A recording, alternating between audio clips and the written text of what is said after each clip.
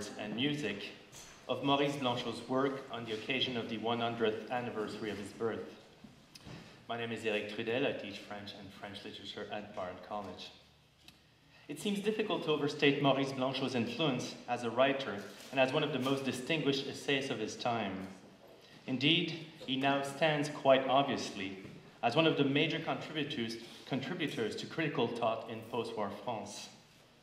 His work is not only critical and passionate dialogue with Nietzsche, Kierkegaard, Mallarmé, Heidegger, Rilke, or Kafka, to name a few, but also a practice of friendship, as Blanchot read and wrote about such contemporains capitaux as Jean Paulhan, Georges Bataille, Robert Antelme, Emmanuel Lévinas, René Char, Marguerite Duras, or Michel Foucault.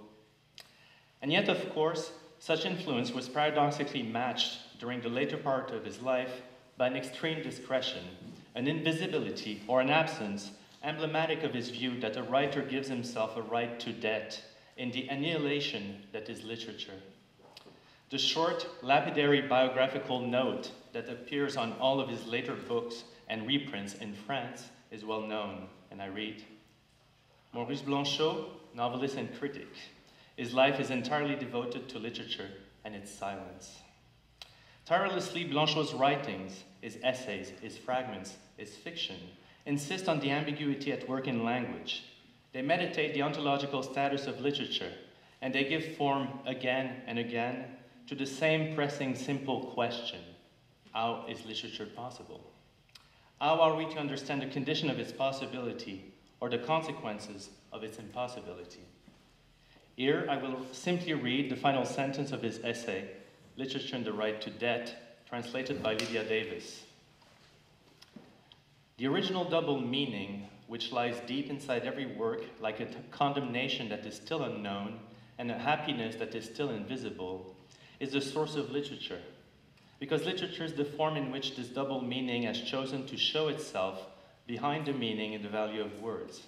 And the question it asks is the question asked by literature. Let me introduce right away our speakers and readers tonight.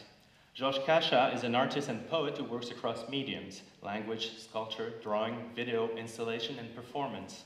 His video work has been shown in museums and galleries around the world, and he was awarded in 2006 the Guggenheim Fellowship in Film and Video Art. He is the author of many books of poetry and anthologies, and Georges Cacha, together with Charles Stein, was the editor of the Station Hill Blanchot Reader and was the first publisher of Blanchot in America. Pierre Joris is a poet and translator. He is the author, among recent titles, of Algibar, a bilingual volume of poems published in Luxembourg, and the Meditation on the Stations of Mansour al-Alaj 121, published in Albany. His translation of Paul Celan's Lighters was awarded the PEN 2005 Poetry Translation Award. Pierre Joris has translated Maurice Blanchot, La Communauté Inavouable, from which he will read tonight, and which has been recently reissued in paperback from Station Hill Press. P. Adam Sidney, who cannot be here tonight, is a scholar of avant-garde cinema, professor at Princeton University, and the editor of a collection of essays by Blanchot, The Gaze of Orpheus, also published at Station Hill Press. And Robert Kelly, our own Robert Kelly, will read the contribution by P. Adam Sidney. Charlotte Mandel has translated four books of Maurice Blanchot, most recently A Voice from Elsewhere, published by SUNY Press in 2007, from which he will read tonight. A translation of Blanchot's Faux Pas, published at Stanford Press in 2001, was awarded the Modern Language Association's Caglione Prize for Translation in 2002. Finally, I am delighted to acknowledge the precious collaboration of extraordinary young musicians, all students of the Bard Conservatory of Music. They will perform tonight works by Schumann and Messiaen, and we will now start with Schumann.